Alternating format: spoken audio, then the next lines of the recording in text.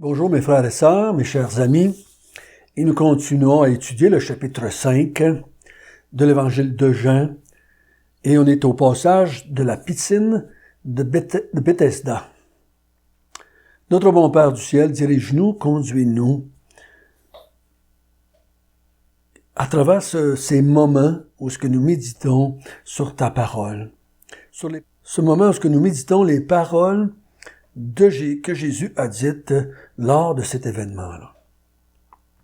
Guide-nous par ton Esprit Saint. Amen. Donc, comme je viens de le dire, la piscine de Bethesda, on se souvient, c'est un jour de sabbat. Il y a des gens là qui attendent le mouvement de l'eau parce que les gens croyaient que quand l'eau bougeait et que le premier qui tombait était guéri de n'importe quelle maladie. Mais Jésus passe par là, voit un homme qui est malade depuis longtemps et il le guérit en ce jour de sabbat-là. En ce jour de sabbat, les Juifs réprimandent Jésus, sont en colère contre Jésus, ne peuvent pas croire que le Messie va délibérément aller contre les pratiques du sabbat. Donc, c'est certain qu'ils le rejettent à cause de cela. Mais regardons ce que Jésus va donner comme réponse à partir du verset 17. Mais Jésus leur répondit, « Mon Père agit jusqu'à présent, moi aussi j'agis. » À cause de cela, les Juifs cherchaient encore plus à le faire mourir, non seulement parce qu'il violait le sabbat, mais parce qu'il appelait Dieu son propre Père, se faisant lui-même égal à Dieu. Jésus reprit donc la parole et leur dit, « En vérité, je vous le dis, le Fils ne peut rien faire de lui-même. Il ne fait ce qu'il voit faire au Père, et tout ce que le Père fait, le Fils aussi le fait pareillement. Car le Père aime le Fils et lui montre tout ce qu'il fait, et lui montrera des œuvres plus grandes que celles-ci, afin que vous soyez dans l'étonnement. » Donc Jésus répond à leur colère, à leur argument, à leur rejet, parce que tu peux pas être vraiment le Messie, tu peux pas vraiment être le Fils de Dieu, comme tu te déclares, parce que tu enfreins le sabbat. Et là, Jésus répond en disant, « Mon Père agit jusqu'à présent, moi aussi j'agis. » De quoi est-ce qu'il parle?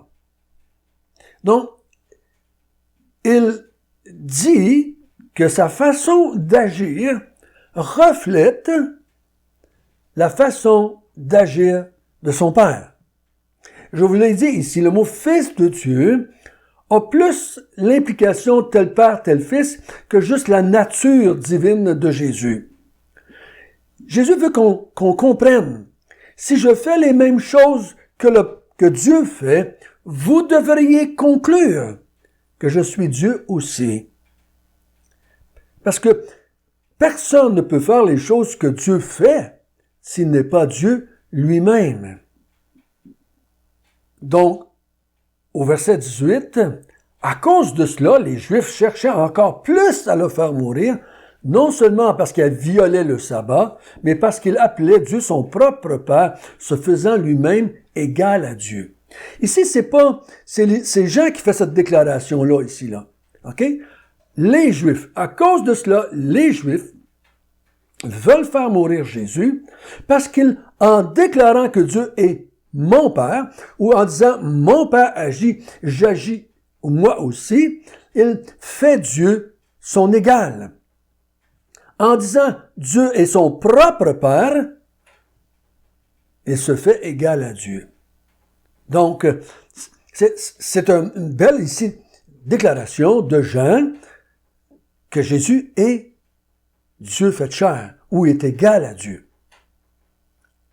Parce que nous, les croyants, on va dire que Dieu est notre Père d'adoption. Mais de la façon qu'on parle, on fait bien attention de ne pas laisser croire aux gens que Dieu est notre propre Père, dans le sens qu'on vient de lui, qu'on sort de lui. C'est ce que Jean a voulu dire dans son introduction, dans son prologue. Nul n'a jamais vu Dieu si ce n'est le Fils unique de Dieu qui est sorti du sein de Dieu. Il est sorti de Dieu. Il était engendré de Dieu, comme certains autres textes disent. Il vient de Dieu. Pas juste de la même place que Dieu, mais il vient de Dieu. Il est sorti de Dieu. Il vient du sein de Dieu. Au verset 19, Jésus reprit donc la parole et leur dit, « en vérité, je vous le dis, le Fils ne peut rien faire de lui-même. Il ne fait que ce qu'il voit faire au Père. Tout ce que le Père fait, le Fils aussi le fait pareillement. » Jésus, ici, dans l'Évangile de Jean, il n'est pas en train de dire qu'il est incapable de faire quoi que ce soit sans Dieu, qu'il n'y a pas de puissance en lui-même. C'est pas ça qu'il est en train de dire. Il ne peut rien faire de lui-même, dans le sens, il ne peut rien faire qui n'est pas comme le Père, qui va pas dans la même direction que le Père, qui n'a pas la même nature que le Père dans ces choses qu'il fait. Il n'a pas les mêmes intentions que le Père. C'est ça qu'il est en train de dire. Je peux pas rien faire que mon Père ne fait pas. Mais tout ce que mon Père fait, je le fais aussi. Parce que il va le dire au chapitre 10, moi et le Père, on est un. Donc, je ne peux pas rien faire de moi-même que le Père ne fait pas lui-même. Si le Père peut guérir des gens le jour du sabbat, pourquoi moi je pourrais pas en guérir aussi? Êtes-vous contre le fait que Dieu pourrait guérir quelqu'un le jour du sabbat? Non. Si Dieu peut guérir quelqu'un le jour du sabbat, je peux aussi guérir quelqu'un le jour du sabbat. Remarquez bien, il dit bien ici au verset 19, « Tout ce que le Père fait. » Tout ce que le Père fait. Je le fais aussi également. Tu peux pas avoir plus que ça comme déclaration qu'il est Dieu, qu'il est égal à Dieu, que la même puissance que Dieu, la même présence que Dieu, la même science, la même omniprésence, la même omnipotence, la même omniprésence que Dieu. Si je fais tout ce que tu fais, je suis ton égal. Je suis comme toi. Je suis de la même nature comme toi. Je peux pas faire comme un chien. Je suis pas de la même nature comme un chien. Un chien peut pas faire comme un être humain. Peu importe si on l'habille comme un être humain, si on dit maquille comme un être humain, si on dit coupe les ongles comme un être humain, il est pas capable de faire tout ce qu'un être humain fait. Il n'est pas un être humain. Jésus dit, tout ce que mon Père fait, je le fais pareillement. Verset 20. Car le Père aime le Fils et lui montre tout ce qu'il fait. Tout ce que le Père fait, je le fais aussi. Il me le montre à moi, tout ce qu'il fait. Pourquoi est-ce que Jésus peut dire ça? Et il continue en disant, il lui montrera des œuvres plus grandes que celles-ci, afin que vous soyez dans l'étonnement. Donc, il dit, le Père me montre tout ce qu'il fait et il va me montrer encore des œuvres plus grandes qu'il va faire et je vais les faire pareillement. C'est ça qui est sous-entendu ici. Tout ce que le Père fait, je le fais également. Tout ce que le Père dit, je le dis également. Pourquoi est-ce que Jésus peut dire qu'il voit faire le Père? Parce qu'il lui montre, parce qu'il le voit. C'est parce que Jésus nous a déclaré au chapitre 3, le Fils de l'homme qui est descendu du ciel et qui est dans le ciel. Le Fils de l'homme n'est pas seulement sur la terre. En tant que Dieu, il est encore avec son Père. C'est pour ça qu'il a dit, vous allez voir les anges monter et descendre du ciel sur le Fils de l'homme. Il est encore dans la présence de Dieu. Parce qu'il est divin. Il n'a pas arrêté d'être omniprésent. Donc, Jésus n'a pas arrêté d'être qui il est. Il nous l'a montré en disant qu'il connaît tous les corps. Il est omniprésent parce qu'il nous a montré qu'il était avec l'enfant de l'officier du roi. Il est omniprésent. Donc, il est encore Dieu, même si il est en tant qu'humain dans un corps. Et une de ses œuvres qu'il va faire plus grande, il le dit au verset 21 qu'on n'a pas eu le temps, on n'a pas pris le temps de lire, mais on va le lire maintenant. Car comme le Père ressuscite les morts, il donne la vie, ainsi le Fils donne la vie à qui il veut. Donc, le Fils a le même pouvoir que le Père, c'est de ressusciter les morts. Il donne la vie comme le Père le fait. Donc, c'est pas... Oui, il est capable de ressusciter les morts physiquement, hein, parce qu'il va ressusciter Lazare. Mais il a le pouvoir aussi de ressusciter les morts spirituellement, hein, parce qu'on a vu qu'on était mort spirituellement, et qu'il peut donner la vie. Donc, Jésus a le même pouvoir. Vous allez voir, dans les semaines qui vont venir, dans les mois qui vont venir, je vais faire encore des œuvres plus grandes que maintenant. Je fais toutes les œuvres que je vois mon Père faire. Donc, il n'y a rien que le Père fait que le Fils ne fait pas, et il n'y a rien que le Fils fait que le Père ne fait pas. Ils sont d'un commun accord, sont toujours en train de faire ensemble les choses qu'ils font. C'est pour ça que l'apôtre Paul va dire, Dieu était en Christ sur la croix. Donc, ils sont jamais été vraiment séparés. Parce qu'ils ne peuvent pas être désunis parce qu'ils forment seulement qu'un Dieu, même s'ils sont trois dieux. Je devrais dire plutôt trois êtres en un Dieu. Oui, vous allez me dire, François, c'est un peu spécial, mais si Dieu serait pas spécial, il serait pas Dieu. Si Dieu serait comme nous, mais il serait juste un être humain, peut-être un super humain, hein, mais il serait pas un Dieu. Il faudrait pas être surpris que Dieu est différent de nous.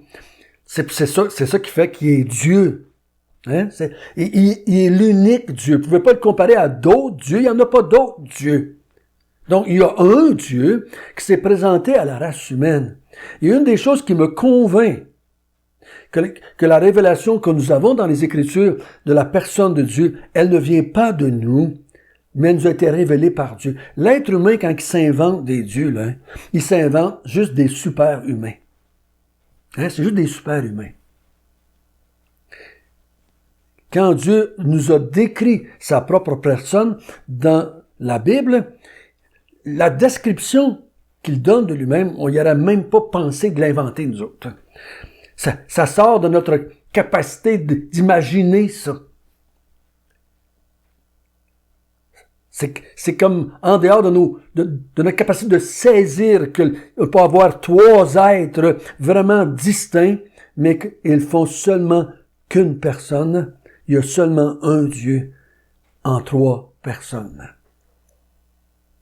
Au verset 22, on va continuer, on a encore quelques minutes devant nous. Le Père ne juge personne, mais il a remis tout jugement au Fils, afin que tous honorent le Fils comme ils honorent le Père. Celui qui n'honore pas le Fils n'honore pas le Père qui l'a envoyé. Donc, il dit au verset 22, le Père a remis tout jugement au Fils. On avait vu dans les études avant que Dieu a remis toutes choses entre les mains de Jésus. Et une des choses qu'il a remis entre les mains, c'est que le jugement est entre les mains du Fils. Donc, imaginez-vous, si le jugement est entre les mains du Fils et que je rejette le Fils, quel va être son jugement à mon égard? Donc, le fait de savoir qu'il est le seul qui juge tous les êtres humains, ça devrait nous pousser à l'honorer, comme on honore le Père. Le Père ne juge personne, c'est le Fils qui juge toute personne, et en étant dans cette position, il exige, si je peux dire, il demande, il mérite les honneurs. Les mêmes honneurs que le Père. Il dit, celui qui n'honore pas le Fils n'honore pas le Père qui l'a envoyé. Oh, chers frères et sœurs, chers amis, quelle grande vérité! Jésus ici dit, demande, révèle, vous devez m'honorer de la même façon que vous honorez le Père. Et si vous m'honorez pas, si vous voulez me faire mourir parce que j'ai fait un miracle le jour du sabbat, vous ne m'honorez pas. Et au jour du jugement, je vous condamne. Je vous condamne. Parce que vous ne m'avez pas honoré et vous n'honorez pas celui qui m'a envoyé, qui est le Père. Donc, j'étais avec le Père, j'étais dans le Père, j'étais dans le sein du Père, j'étais avec lui. Et il m'a envoyé ici pour vous révéler toutes ces choses. Donc, si vous me rejetez, vous rejetez celui qui m'a envoyé. C'est ce que Jésus a dit à plusieurs reprises dans son 3 ans ministère. Si vous rejetez l'envoyé, vous rejetez celui qui l'envoie aussi. Hein? Si on envoie un ambassadeur en France de la part du Canada et que la France rejette l'ambassadeur, elle est en train de dire qu'elle rejette aussi le Canada qui a envoyé l'ambassadeur. C'est comme ça, et c'est normal que ce soit comme ça aussi. Donc, imaginez-vous ces grandes déclarations devant les Juifs, devant Jean aussi, devant nous aussi. Donc, le Fils fait tout ce que le Père fait. Et tout ce que le Père fait, le Fils le fait également, ou pareillement. Et tout ce que le Père fait, il le montre au Fils, et le Fils le fait aussi. Et c'est le Fils qui ressuscite les gens, spirituellement et physiquement. C'est lui qui juge aussi toutes les personnes. Refuser de croire qu'il est Dieu, c'est de vraiment faire l'autruche et de ne pas croire aux Écritures. Hein? Notre bon Père du ciel, merci de ces belles paroles qui nous montrent que Dieu est au moins composé de 2 êtres, le Père et le Fils. C'est ce que Jean nous avait dit au chapitre 1, verset 1. Au commencement était la parole était avec Dieu, et la parole était Dieu. Merci Seigneur que Jésus s'est incarné. Merci que tu l'as envoyé, parce qu'on n'aurait jamais compris cela. On n'aurait jamais saisi que tu étais un Dieu en 3 personnes. Sois béni éternellement. Amen.